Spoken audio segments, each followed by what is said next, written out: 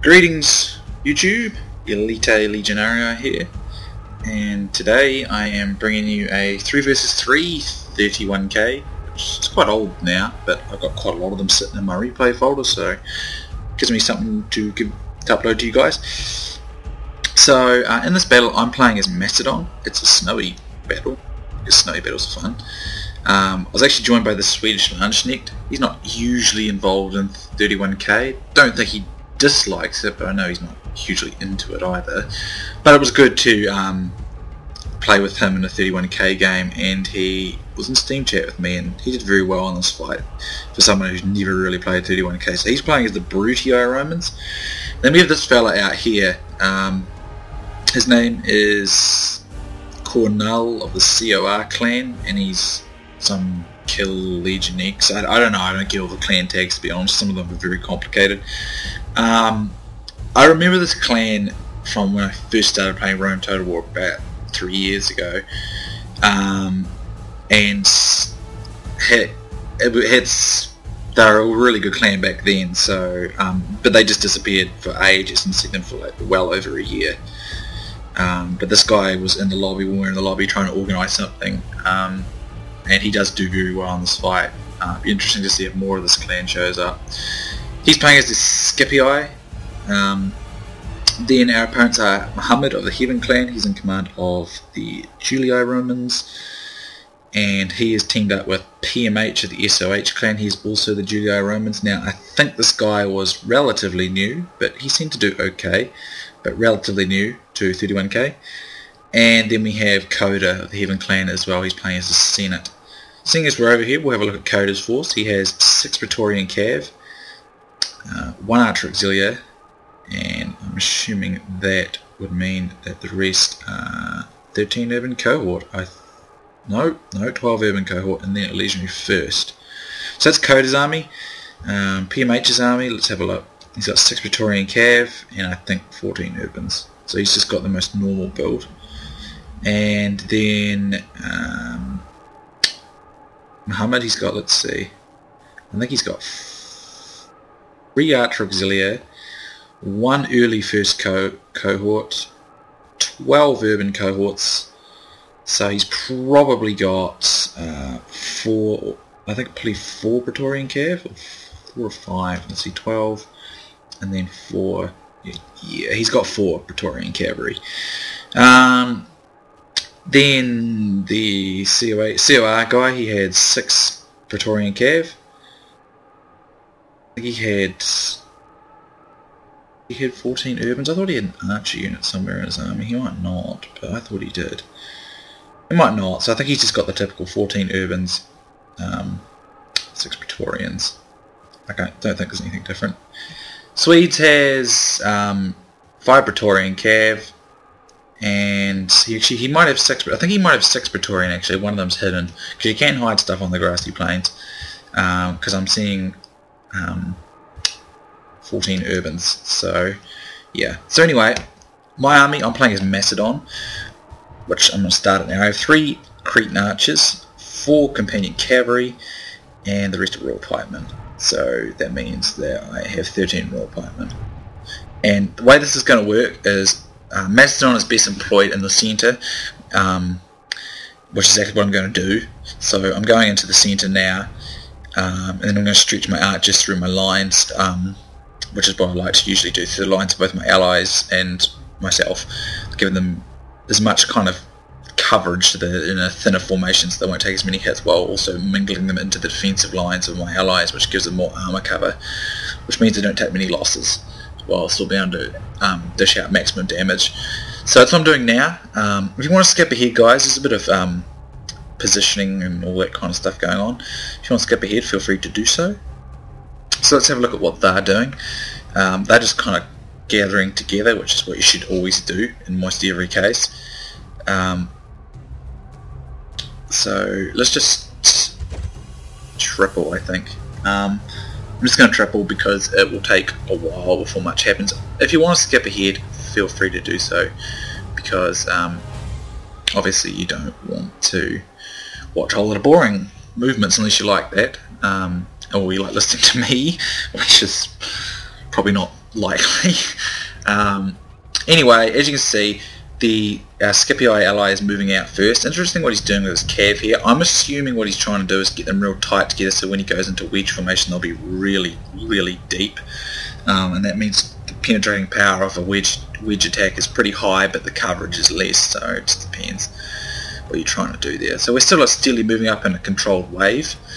And what's going to happen is we're going to start an archer duel. So as you can see, Mohammed revealed his cav. He has 6 Praetorian cav. So he must have less than I thought. He's got 3 archers and one of them. That's 4, and that's 6. That's 10. So he only must have 10 urbans, not 12 like I initially thought. That's how bad my counting is today. Anyway, they're moving up on the outside, so their left and our right is moved up the quickest. But we're mostly going to move up into an archer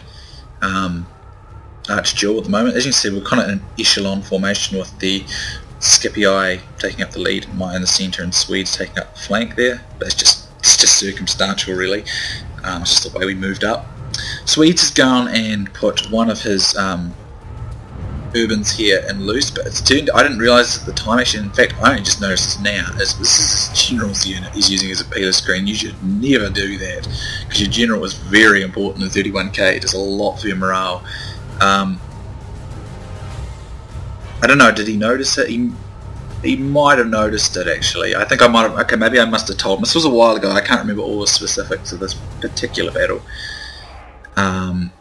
But I'm sure if I noticed that, I don't know if I did in the battle, I would have definitely told him, because you never let your general be in the peeler screen, ever. That's just not a good thing to do. But I asked him to give me a peeler screen just so he could work as like a test pseudo block, and then I could, you know, make my guys last just that little bit longer.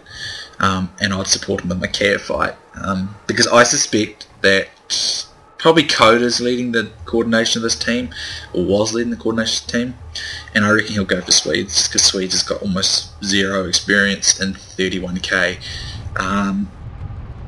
And I mean, to be honest, I mean, some people would say that's not fair, but going for the least experienced player is just smart. That's what I would do as well, because it allows you to exploit a weakest chain in the enemy's kind of whole lineup. So yeah, I must have noticed this with the general and told Swedes not to look out for that, because he's just brought a normal urban up to cover me here, which is cool.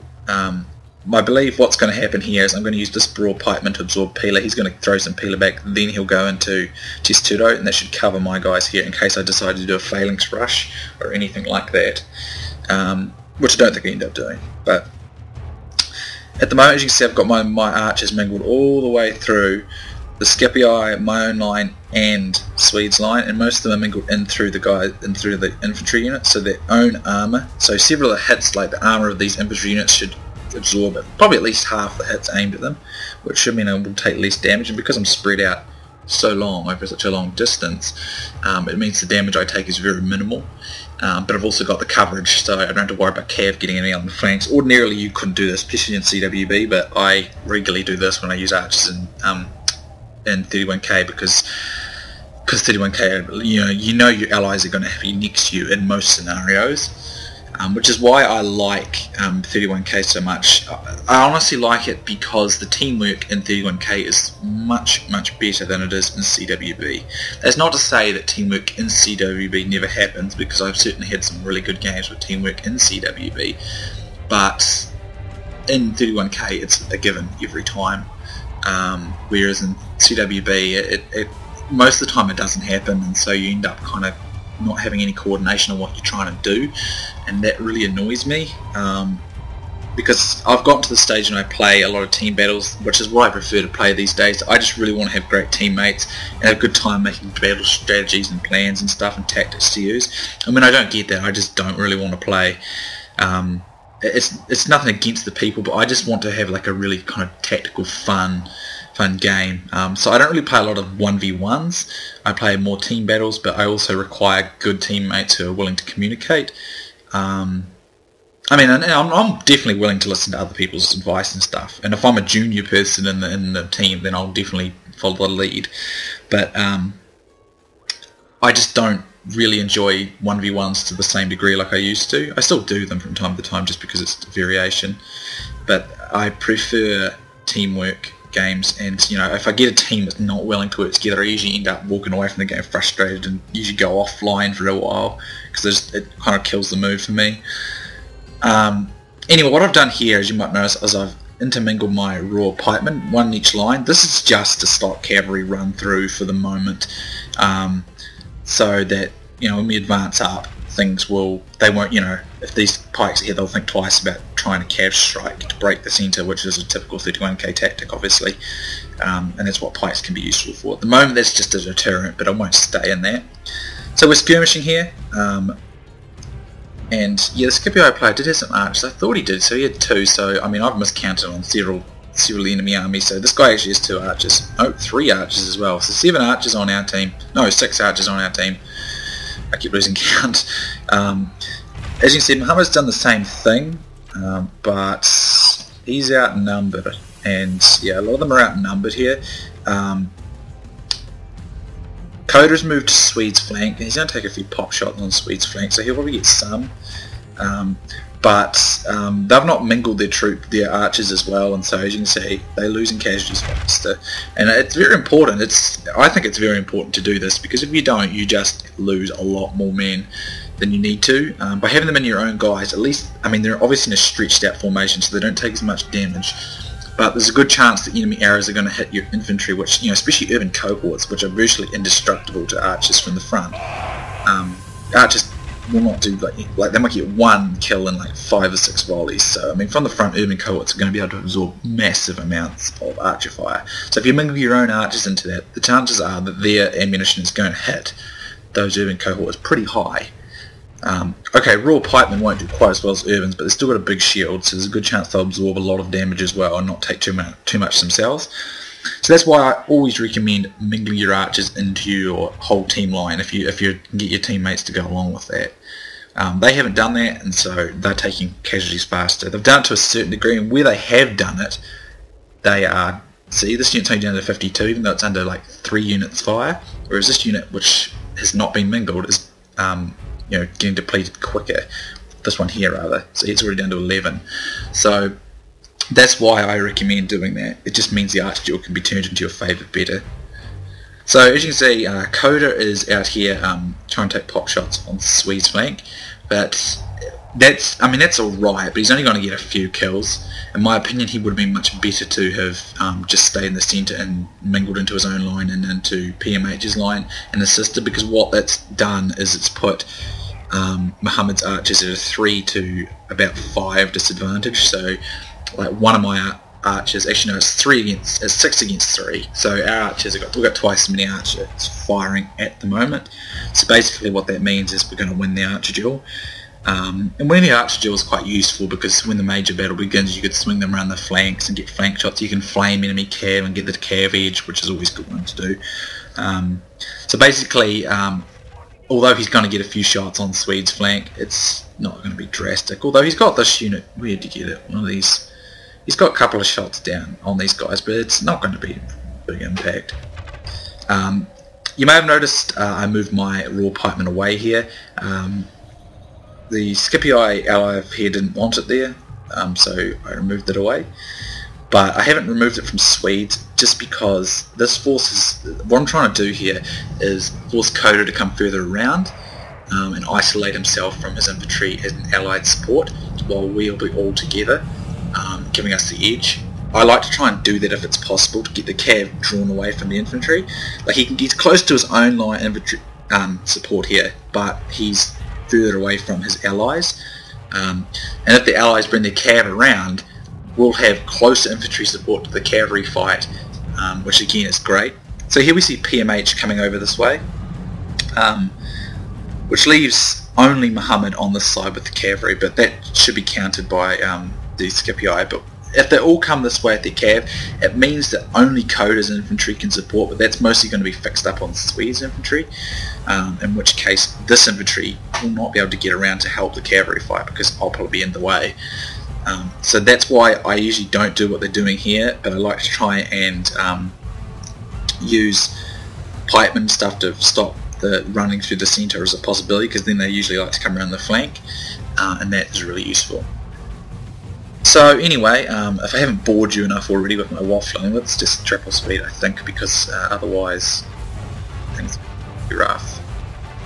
But, you know, I'll go to double speed, seeing as it appears to be slightly too laggy. Swedes was having a few issues organising his men at this stage, if my memory serves me right. But he's still doing alright, to be honest. I think in a moment he's going to start refusing his flank a bit, just so he can draw that cavalry in a little bit more, which will come in handy.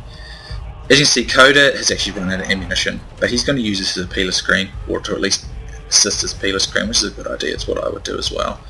As you can see, Swedes, as you see, he still hasn't fixed his guys' situation here. He's still got to get used to this stuff in 31k. But we've decisively won the arch duel. As you can see, I've still got 71 men in this unit. I've got 22 in that one, which is pretty depleted. But where's my other one? I know it's in here somewhere. 70 in this unit. So I've only lost, you know, this unit's only lost about 11. This unit's lost about 10. As you can see, my ally here with his archers has lost like 10, 12. One of them he's only lost one man. So we decisively won that archer duel just because we mingled their archers better and they got more cover. So Swedes kind of refuse his line back a little bit here, and they kind of draw up their cav a little further back.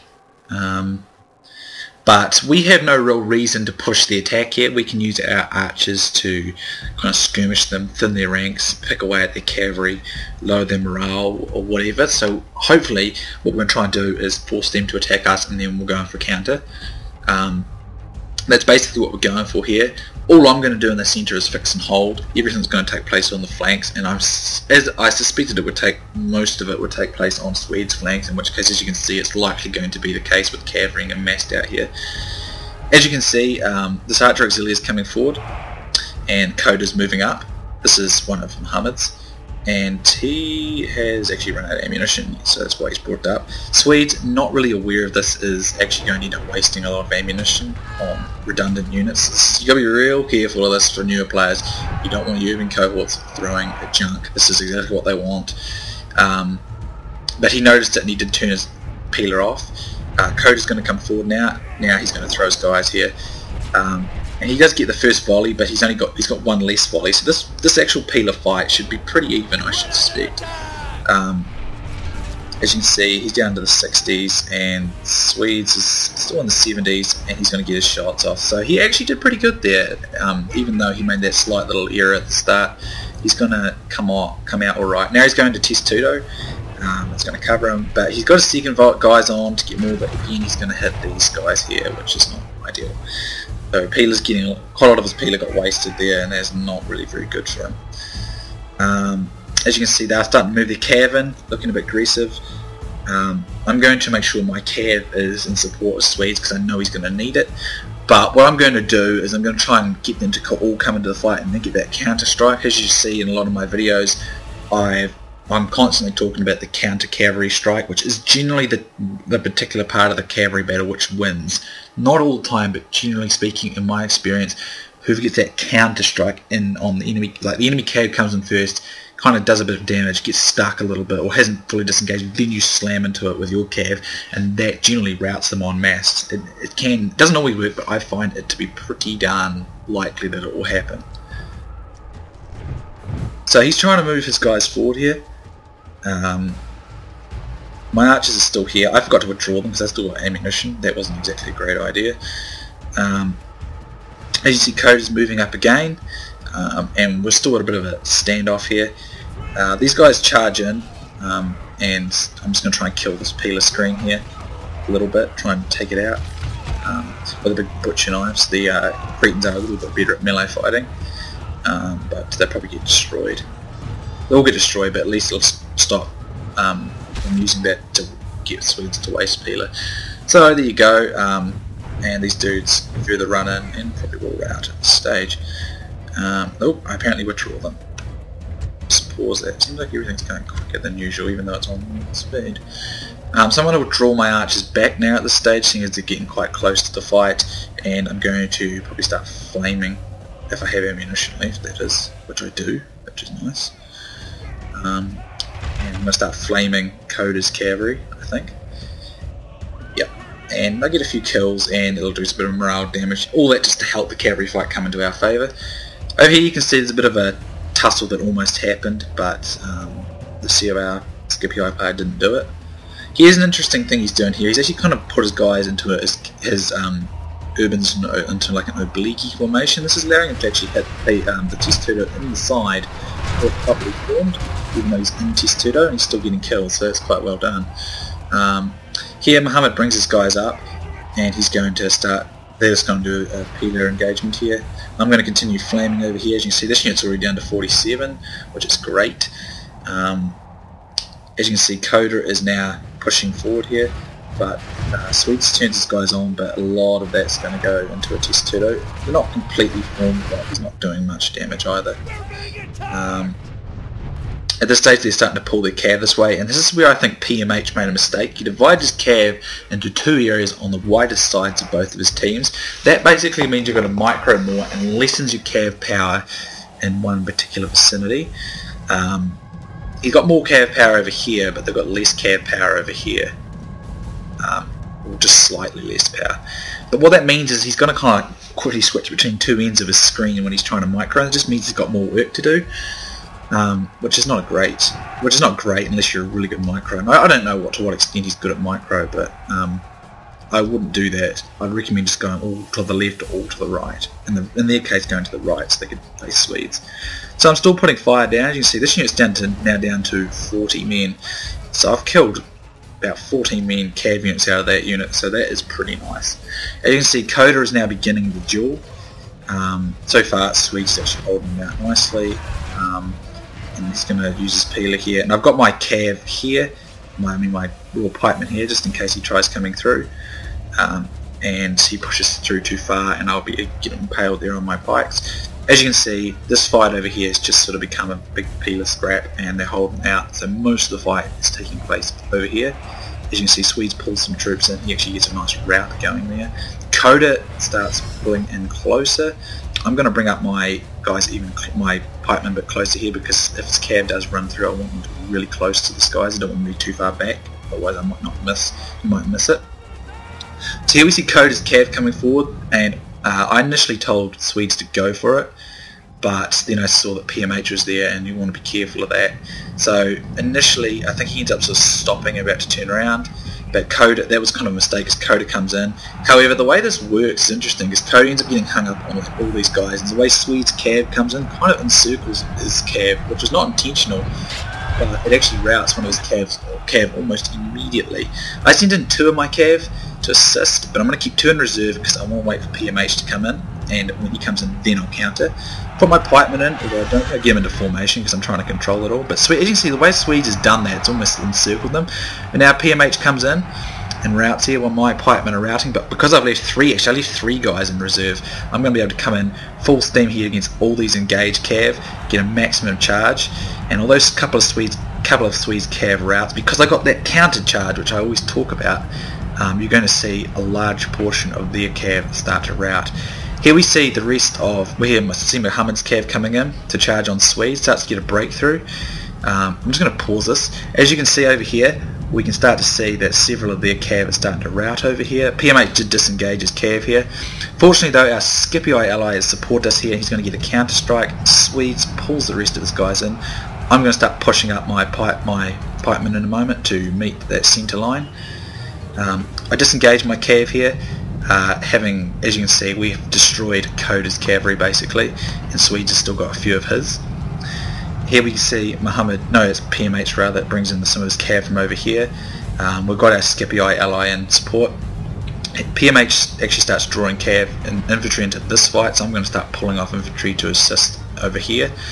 As you can see, they've still got I got a good number of my cavs. Swedes have still got a decent number of his, and we completely destroyed Koda's and thinned out PMH's quite a bit.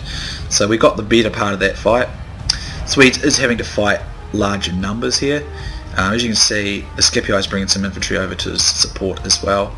At the moment I'm going to bring these 2 guys over, and then I'm going to try and get these guys up here to start engaging over here to make sure these guys cannot move to support, because if too much support comes over this way it's going to be bad.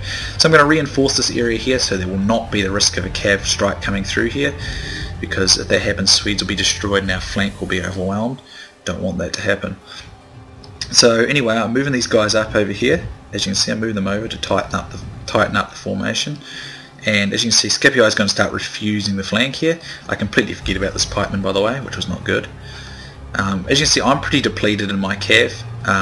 Here we see Mohammed go in. Now I'm going to go in because I'm probably the most depleted out of cav out of us. So I'm going to go in first, then my teammates will get the counter. So I'm going to go in and I do a bit of damage because I get the initial charge, but then these guys come in, but then the Scipii come in and Swedes is going to come in as well. I'm going to get these critical counter strikes, and what that's going to mean is, although my cav are likely going to get destroyed because I went in first, it means all their cav go in and we still have the final counter strike, and we get 2 routes going on there, and we do more damage than they did to us. This unit here got glitched and was facing backwards, irritatingly enough. Here the fight has begun over here. Now he's starting to pull around my flank here a little bit, but I've got enough guys here I can reshape them to cover that, so that's alright. Unfortunately, my general was on the flank here, and that's not going to be good for later on. So 2 of my cav I've still got, and I'm going to repeat the same process again. This is in order so that again we can get them to strike at my guys and get that counter strike, which is why we can win the cav fight. I was actually going for Koda's general here actually, I think, or someone's general. I think it was Koda's. And then as you can see, the strike comes in and the general unit here, I think we're going for PMH's general, which is in the cav. Mohammed brings his guys in here. Scipii is going to come out. I have 2 of my cav here, and I'm going to try and break through, get rid of Koda's general unit here. And okay, I didn't do that. I must have come in for the cav strike. As you can see over here, Mohammed is now trying to come round, but Scipii has got him covered. As you can see, I'm actually grinding my way down through the PMH's infantry. He is not breaching me there, although he has slightly outflanked me here, but I can just turn these guys around. As you can see, Mohammed's a bit of a jumbled mess, to be honest, and here comes the Scipii cav into the flank here. There is no cav support for Mohammed, and these guys are going to get absolutely smashed. We see his general routing here, and I'm pretty sure these guys start routing in mass. 1, 2... Apparently my general just died, and as you can see, Mohammed's infantry is basically destroyed. At this stage, Swedes is pretty much destroyed. His general is still alive, but we are holding them in place here, as you can see. I have effectively destroyed the front section of PMH's infantry, and I'm just going to turn my pikes around. I have the numbers, numerical superiority here, so I should be able to destroy them as long as I don't glitch. And of course, in a moment I'm going to use what little cav I have left, and I'm going to ask Scipii to assist me with the cav strike. And we come in, and this strike with cav routes all, pretty much routes all of PMH's infantry there, as you can see, and we get a route going on in there. So just PMH's infantry over here that's holding out against Swedes. But at this stage I've got a lot of pikes left, and there's still a good number of Scipii cav on the field and a few of my own cavalry on the field. As you can see, Swedes he's become the vocal point. It was the vocal point of the entire fight, and he's still holding out, although he's going to be pretty depleted by the time this battle is done. But as you can see, the Scipii destroyed Mohammed's infantry because it was all isolated out there, and we steadily just wore them down. There's a few of the Scipii's infantry around here. He's got around the flank. I'm bringing in my pikemen now. I'm just going to rush him straight into the fight. Swedes general and few infantry have started out, but this unit's still in it, so he's not completely destroyed. But at this stage, as you can see, start bringing in the pikemen, and everyone just sort of pulls into this last part of the fight, last of PMH's infantry, and the cav come in from Scipii, and they're all dead. So that was a really good game though. I really enjoyed this one. It was great to work with Swedes in 31k. I think he's only done one other one with me before, but it was a good game, and he did well under pressure because he did become the vocal point of the fight.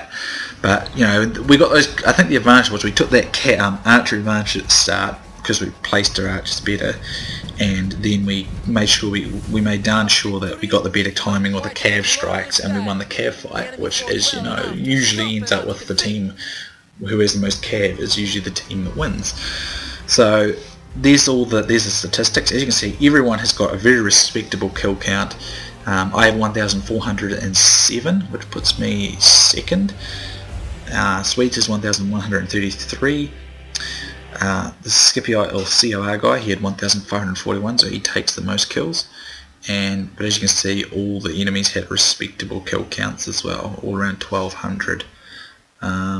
We look at the statistics here. My companion cavalry actually did very, very well. My archers did well as well, and my pikemen didn't. My pikemen did their job, which is just holding and fixing and being a big wall of pikes basically, and just holding everyone out. All in all, it came together very well. The strategy was pretty straightforward, but it came together nicely, and we got better cav strikes and timing, and got that archer advantage at the start, and that enabled us to take the edge at the end. So great game to Swedes. COR Cornul, Heaven Mohammed, SOH PMH, and Heaven's Koda. Swedes and Koda have channels, so I'll link them in the description. Be sure to drop by, check them out. I'm sure both will appreciate that. Both are good players and commentators. So thanks for watching, guys. I hope you enjoyed it, and I'll see you soon next time.